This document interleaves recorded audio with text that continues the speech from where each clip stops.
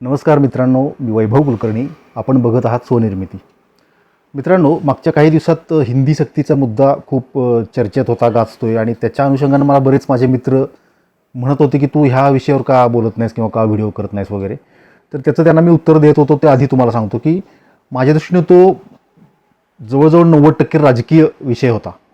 10%च म्हणजे ज्या काही चर्चा चालल्या होत्या त्या खरोखर किंवा जेन्युनली भाषेबद्दलचा विचार मांडणाऱ्या किंवा धोरणं मांडणाऱ्या अशा चर्चा होत्या आणि मोठ्या प्रमाणावरती तो राजकीय मुद्दा होता. त्यामुळे मला असं वाटलं की मी राजकीय विषयात मी बोललंच पाहिजे, असं काही नाही. आता त्याचा बऱ्यापैकी निकाल लागला आहे आणि तो विषय, त्यातली हवा गेली आहे. त्याच्यामुळे मला असं वाटतं की आता त्यातला जो आत्मा आहे, त्या विषयाचा खरा जीव आहे, त्याच्याबद्दल आता बोलायला काही हरकत नाही. राजकारण करून, त्याच्यावर चर्चा करून, त्याच्यावर चढाओढीनं बोलून आपलं जर झालं असेल तर आपण आता खरोखर भाषेच्या प्रश्नाविषयी, तुमच्या माझ्या प्रश्नाविषयी बोलूया. राजकीय मुद्दे सगळे बाजूला ठेवूया आणि ह्याच्यावर रिॲक्ट होताना सुद्धा हा अमुक गटाचा आहे किंवा हा अमुक विचारधारेचा आहे म्हणून तो तसं बोलतोय, असं हे सगळं डोक्यातनं काढून टाका. मी कुठल्याही विचारधारेचा नाही आहे. आतून आपण व्यावहारिक पातळीवर येऊन बोलूया की आपली कुठली भाषा आणि भाषेविषयक धोरण काय असलं पाहिजे, ह्याबद्दलची आपली आपली मतं आपण फिक्स करूया. खरं तर आपल्याला जनता म्हणून आपल्याला काही मतच नाही आहे. राजकीय लोक बोलतात आणि आपण कोणाला तरी फॉलो करत असतो, त्यांचं मत खरं आहे असं मानून त्यांना सपोर्ट करतो. त्यातनं बाहेर येऊन आपण आता जरा बोलूया.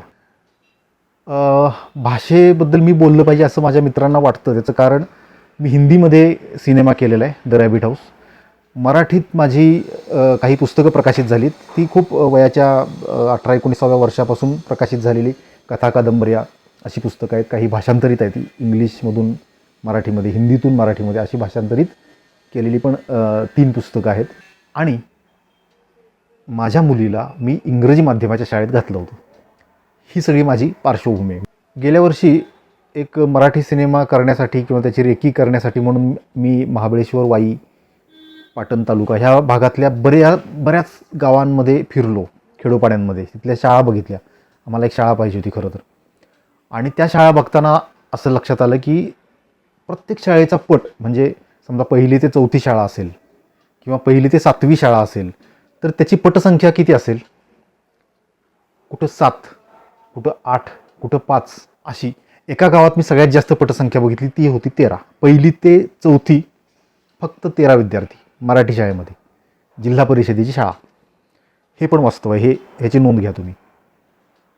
याचा अर्थ असा आहे की ही मुलं सगळी गेली कुठं? तर ही इंग्रजी शाळेत गेली. इंग्रजी शाळेमध्ये 1लीपासून हिंदी आहे. 1ली भाषा इंग्रजी आहे आणि दुसरी किंवा तिसरी भाषा निवडण्याचं आपलं स्वातंत्र्य आहे, हिंदी किंवा मराठी. म्हणजे तिन्ही भाषा आहेतच. तुम्ही दुसरी मराठी ठेवू शकता किंवा दुसरी हिंदी ठेवू शकता, उरलेली तिसरी, असं धोरण आहे. सरकारी आकडे काय आहेत मला माहिती नाही, पण शेतावरून भाताची परीक्षा मी जे वास्तव बघितलं त्याच्यावरून मला असं वाटतं की निम्म्यापेक्षा जास्त मुलं तरी 1लीपासून आता हिंदीमध्ये शिकत आहेत. मी जेव्हा शाळेला होतो तेव्हा असं नव्हतं. म्हणजे त्यावेळेला ही संख्या जास्त होती माझ्यासारख्याची, की 5वी नंतर ह्या सगळ्या भाषा सुरू व्हायच्या. आत्ताचं वास्तव बघितलं तर 1लीपासून तिन्ही भाषा शिकणाऱ्या मुलांचं प्रमाण ऑलरेडी 50%पेक्षा जास्त आहे. म्हणून मला वाटलं की हा मुद्दा खरं तर चर्चेचा नाहीच आहे, हा राजकीयच मुद्दा आहे.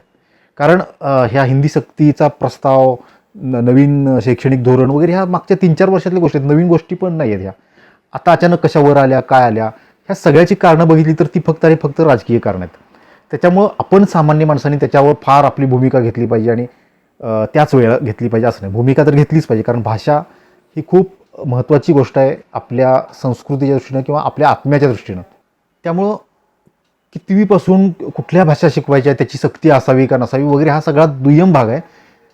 सगळ्यात प्राथमिक गोष्ट काय आहे तर आपली भाषा कोणती, ह्याच्यावर चर्चा करण्याची आज गरज आहे.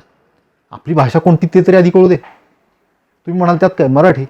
हो, मराठी आपली मातृभाषा आहे, पण त्या मातृभाषेची पण अवस्था काय आहे माहिती आहे? माझ्या ओळखीचं एक कुटुंब आहे, माझे मित्रच आहेत, मराठी आहेत, खेड्यातनंच आलेले आहेत, मुंबईत राहायला गेले. त्यांच्या मुलाला त्यांनी CBSE बोर्डमध्ये टाकलं. त्याची मराठी बोंबलली. आता त्याला घरात इंग्रजी बोलता येतं चांगलं, पण आईवडिलांना नीट इंग्रजी येत नाही. 2 नंबरला चांगलं हिंदी बोलता येतं, आईवडिलांना हिंदी चांगलं बोलता येतं, म्हणून त्याच्या घरामध्ये हिंदी बोललं जातं. ही आज मराठीची आपल्या अवस्था आहे. त्यामुळे आपली भाषा, मातृभाषा कोणती, आपली प्रादेशिक भाषा कोणती, ह्याच्यावर पण चर्चा करण्याची गरज आहे. चर्चा यासाठी की तुम्हाला माहिती आहे ना तुमची मराठी भाषा आहे, तर मग ते एकदा ठरवा की माझी भाषा मराठी आहे, त्याच्यावर ठाम राहायला आपल्याला बरं, होय की नाही. दुसरा प्रश्न असा आहे की आपला भारत देश हा बहुभाषिक आहे, प्रत्येक राज्याची वेगळी वेगळी भाषा आहे, पण देश तर एकच आहे ना. कारण मी तामिळनाडूत गेलो तर मी कुठल्या भाषेत बोलायचं, मला त्यांची भाषा येत नाही, त्यांना माझी भाषा येत नाही, मग दोघांची कॉमन भाषा कुठली. किंवा केरळचा माणूस आणि कुठलाही मराठी माणूस किंवा उत्तरेकडचा माणूस हे कुठल्या भाषेत बोलणार, हे आधी ठरवायला पाहिजे आपला देश म्हणून. आपला देश एक आहे ना, बहुभाषिक आहे, त्याचं एक ते सौंदर्य आहे, ती चांगली गोष्ट आहे, ते जपलं पण पाहिजे. पण जेव्हा देश सगळा एकत्र येईल तेव्हा त्या देशानं कुठल्या भाषेत बोललं पाहिजे. लहानपणापासून तर मला हिंदी राष्ट्रभाषा असंच आम्हाला शिकवण्यात आलं. आम्ही आत्तापर्यंत मी हिंदीलाच राष्ट्रभाषा मानत होतो आणि आत्ता मला कळलं अलीकडच्या काही काळात की हिंदी आपली राष्ट्रभाषाच नाही आहे. आणि मग खोलात शिरल्यानंतर लक्षात आलं की अरे खरंच की खूप अख्ख्या भारतभर हिंदी नाही बोलली जात. दक्षिणेकडे हिंदीचा गंधसुद्धा नाही आहे लोकांना, फक्त उत्तरेकडची काही राज्य हिंदीमध्ये बोलत आहेत. मराठीची आणि हिंदीची लिपी एक असल्यामुळे आपल्याला ती थोडी जवळची भाषा आहे. गुजरातला थोडीशी जवळची असेल, पंजाबला खूप जवळची असेल, पण दक्षिणेकडं ती तितकीशी जवळची नाही आहे किंवा त्यांना समजण्यासारखी नाही आहे. ह्या गोष्टी सगळ्या वास्तव आहे, पण हे अलीकडे लक्षात आलं. जे काही असेल ते, पण आपल्याला एक राष्ट्रभाषा ठरवायला लागेल ना. आज भारतभरात आपण कुठेही गेलो तर आपली जी कॉमन लँग्वेज आहे ती असते इंग्रजी. आपण मान्य करा किंवा न करा ही वास्तव आहे, ही फॅक्ट आहे की आपण इंग्रजीमधून बोलतो. नंबर 2ला हिंदी. हिंदी म्हणजे दक्षिणेकडं त्या गोष्टी चालत नाहीत, तिकडे इंग्रजी किंवा त्यांच्या भाषेत बोलण्याचा प्रयत्न केला तरच, तिसरा पर्याय तिकडं नाही आहे. उत्तरेकडे तर चालून जाईल कारण तिकडं ऑलरेडी हिंदी बोलतातच. मग सगळ्या भारतात बोलली जाणारी भाषा जर इंग्रजी असेल तर इंग्रजीला राष्ट्रभाषा का करू नये, हा माझा विचार नाही आहे, मी त्याच्या विरोधात आहे. पण विचारतो, जसं मी तुम्हाला सांगतो, नारायण मूर्तीमध्ये म्हणाले होते की भ्रष्टाचार कायदेशीर करा, त्याच चालीवर मी विचारतोय की इंग्रजी भाषा राष्ट्रभाषा करा. नारायण मूर्ती असं का म्हणाले असतील की 1000 पैकी 999 लोकांना भ्रष्टाचाराला सामोरं जावं लागतं, पैसे दिल्याशिवाय कुठलंही काम होत नाही. उद्योजकांच्या बाबतीत तर ही गोष्ट 100% खरी आहे. कुठल्याही परवानग्या असतील किंवा कुठल्याही राजकीय गोष्टी असतील, ह्या पैसे दिल्याशिवाय साध्य होत नाहीत. ही काळ्या दगडावरची रेग आहे. आणि हे जर क्लिअर आहे तर ते कायदेशीर करा ना. म्हणजे कायद्याचे रक्षक सुद्धा म्हणतात नाही ते साहेबांना दिल्याशिवाय हे काही फाईल पुढे सरकत नाही. कायदे बनवणारे सुद्धा हेच म्हणतात नाही ते त्यांचं आणि ते अधिकाऱ्यांचं तुम्ही बघा ते, कारण त्याशिवाय ते होत नाही. अरे तुम्ही सगळेच तसं म्हणताय, आम्हीही सगळे तसं म्हणतोय, आपण सगळेच तसं वागतोय, तर मग हे सगळं बेकायदेशीर का? ते कायदेशीर करा ना. तसंच इंग्रजी जर सगळ्या भारतभर आपण बोलतोय, सगळ्या भारतभर शिकवली जाते इंग्रजी, बरंचसं कामकाज आपलं इंग्रजीमधून चालतं, रेल्वे स्टेशनचे बोर्ड इंग्रजीमध्ये असतात, तर मग इंग्रजी राष्ट्रभाषा म्हणून मान्य तरी करा. पण नाही, जेव्हा इंग्रजी राष्ट्रभाषा असं मी म्हणेन तेव्हा तुम्ही तुमची अस्मिता जागृत होईल आणि नाही ती विदेशी भाषा आहे वगैरे असं आपण म्हणू. मग ती विदेशी भाषा हे तरी ठरवा, तिचा धिक्कार करा. आपण काय झालं, आपण मध्येच अडकलो आहोत. एकाच वेळेला आपल्याला इंग्रजीशिवाय पर्याय नाही असं वाटतं आणि दुसऱ्या वेळेला बाजूला इंग्रजी आपली भाषा नाही आहे ह्याची जाणीव पण आपल्याला कुठंतरी होते. बरं, इंग्रजी ही जागतिक भाषा आहे का, तर ह्याचंही उत्तर बऱ्यापैकी हो असं कोण देणार नाही. म्हणजे आपल्याला कळतंय की आपण भाषिक गुलामगिरीमध्ये आहोत, पण आपल्याला म्हणजे सामान्य लोक म्हणून आपल्याला पण आणि निवडून दिलेलं सरकार म्हणून सरकारला सुद्धा त्याच्यातून बाहेर पडता येत नाही. अपरिहार्यता, एका बाजूला गुलामगिरी, एका बाजूला अपरिहार्यता, अशा कचाट्यात आपण अडकलो आहोत. पण ह्याच्यापेक्षा महाभयंकर प्रश्न काळाच्या ओघात सुटत गेलेले आहेत, तर हा त्याच्यासमोर किरकोळ आहे. फक्त आपली इच्छाशक्ती पाहिजे आणि राजकीय इच्छाशक्ती पाहिजे. आपण कुठली तरी एक भूमिका घेतली पाहिजे. इंग्रजीला एकतर विदेशी भाषा हे मान्य केलं पाहिजे किंवा सरळ राष्ट्रभाषा करून टाकलं पाहिजे. होती इंग्रजांची पण आम्ही ती ॲक्सेप्ट केली, चांगली भाषा आहे, मान्य करा, काय बिघडते. आणि जर नसेल तर मग त्याच्यावर काय पर्याय दुसरा, त्याचा विचार केला पाहिजे. आणि हा पर्याय खरं तर सुचवण्याची जबाबदारी कुणाची आहे, तर ज्यांचा हिंदीला विरोध आहे ना, त्या सगळ्या लोकांची जबाबदारी आहे की तुम्ही दुसरा पर्याय द्या. काय पर्याय आहे त्यांच्याकडं? ते एकतर म्हणतील की चला इंग्रजांची गुलामगिरी करू, नाहीतर त्यांच्याकडे उत्तरच नाही आहे. मध्ये एक राष्ट्रीय स्तरावरचा नेता असं म्हणाला की इंग्रजी भाषा फक्त रोजगाराच्या संधीच उपलब्ध करत नाही तर आपला आत्मविश्वाससुद्धा वाढवते. राष्ट्रीय स्तरावरचा नेता म्हणजे त्या इन्फ्लुएन्सर म्हणा, त्याचे खूप अनुयायी आहेत भारतभर, भाबड्या अनुयायी असं मी म्हणेन. त्या भाबड्या अनुयायांच्या हृदयावर आता हे वाक्य कोरलं गेलं की इंग्रजी भाषा ही रोजगार तर देतेच आणि आत्मविश्वास पण देते. कोरली गेली ना. क्षणभर ते विसरले की ही आपली भाषा नाही आहे. हे असं मार्केटिंग आहे ना, हे आपल्या भारतीय भाषांचं कधी होणार? असं मार्केटिंग करून करूनच ते आपल्या आयुष्यामध्ये अपरिहार्य केलेली ही भाषा आहे इंग्रजी. इंग्रजांपासून ते आत्ताच्या नेत्यांपर्यंत सगळ्यांनी उठसूट या गोष्टीचं मार्केटिंग करायचं, धोरणं राबवताना तशी राबवायची, इंग्रजी शाळांना प्रोत्साहन द्यायचं. हे करत करतच आज आपण ह्या पायरीवर येऊन ठेपलो आहे. फक्त भाषिक गुलामगिरी आपण पत्करलेली नाही, तर सांस्कृतिकदृष्ट्या आपण घरातसुद्धा आईवडिलांना मम्मी पप्पा म्हणायला मुलांना शिकवायला लागलो आहे. का हो? आई आणि बाबा शब्द चांगले नाही आहेत का? मग आपण ते चांगले असं का मानलं? कुणी आपल्या डोक्यात हे घातलं? सगळ्या गोष्टींचा कधीतरी विचार केला पाहिजे. जेव्हा आपण भाषिक मुद्द्यावर व्यक्त होतो ना, म्हणजे राजकीय गरमागरमी झाल्यानंतर आपल्याला पण आपला एक पक्ष असतो कुठला तरी, त्याच्या बाजूनं बोलावंसं वाटतं. कशाला? ह्या राजकारण वगैरे गोष्टी सोडून द्या. तुमच्या माझ्या जीवनाशी निगडीत जो भाषेचा प्रश्न आहे ना, त्याच्याबद्दलच आपण चर्चा केली पाहिजे. म्हणजे तसा दबाव गट निर्माण होईल आणि राजकारण त्या दिशेनं फिरेल. जनता म्हणून आपल्याकडे ती ताकद आहे. दुसरा एक राष्ट्रीय स्तरावरचा नेता असं म्हणाला की येत्या काळात इंग्रजी बोलायला लाज वाटेल अशी परिस्थिती निर्माण होईल.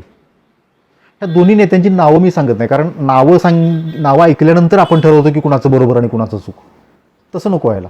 आपल्याला अराजकीय विचार करायचा आहे ना, तर मुद्दा कुठला बरोबर आहे ते महत्त्वाचं, कोण बोललं ते दुय्यम आहे.